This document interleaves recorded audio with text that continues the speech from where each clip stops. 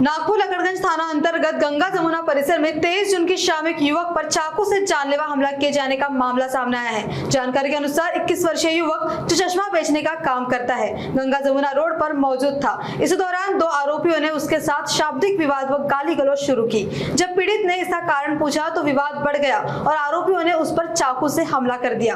हमले में घायल युवक को उपचार के लिए अस्पताल में भर्ती कराया गया। पुलिस ने पीड़ित के भाई की शिकायत के आधार पर कार्रवाई करते हुए एक आरोपी मोहम्मद अंसारी को गिरफ्तार कर लिया है, जबकि दूसरे आरोपी की तलाश जारी है।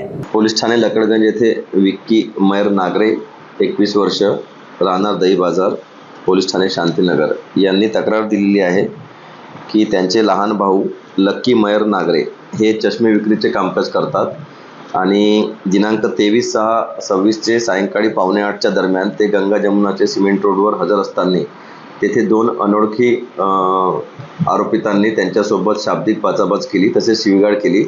त्यांनी त्याबद्दल त्याला शिवीगाळ का बरं करत आहे असे विचारले असता त्यांनी त्यांच्याकडे असलेल्या चाकूनी त्याला मारहाण केले होते।